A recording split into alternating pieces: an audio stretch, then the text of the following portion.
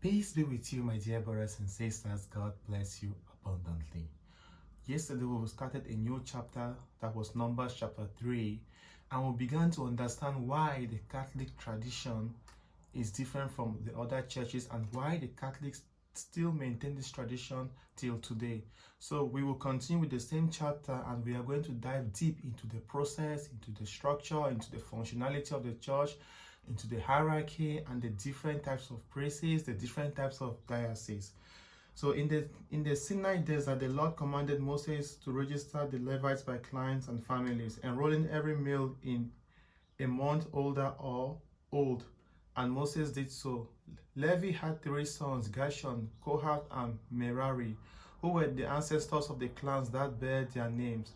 Gershon had 2 sons, Labani and Shimei. Kohath had 4 sons, Amram, Izai, Hebron, and Uzziel. And Maria had 2 sons, Mali and Mushi. They were the ancestors of the families that bear their names.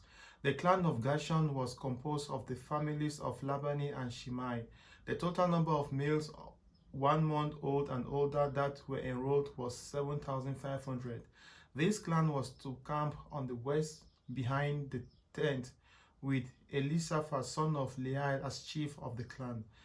They were responsible for the tent, its inner corner, its outer cover, the curtain for the entrance, the curtains for the court, which is round the tent and the altar, and the curtain for the entrance of the court.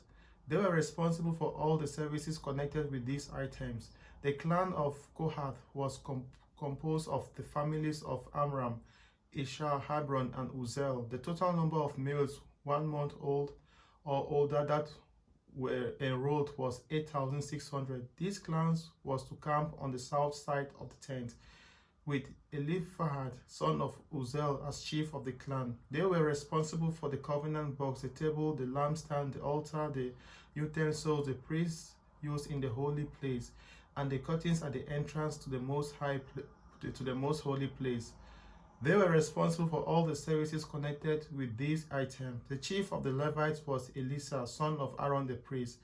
He was in charge of those who carried out the duties in the holy place. The clan of Merari was composed of the families of Mahali and Mushi. The total number of males 1 month old or older that were enrolled was 6,200. This clan was to camp on the north side of the tent with Uzziah, son of Abihal, as chief of the clan. They were assigned responsibilities for the frames for the tent, its bars, posts, bases, and all its fittings. They were responsible for all the services connected with these items. They were also responsible for the posts, bars, pegs, and ropes for the outer court. Moses and Aaron and his sons were to camp in front of the tent on the east. They were responsible for carrying out the services performed in the holy place for the people of Israel. Anyone else who tried to do so was put to death.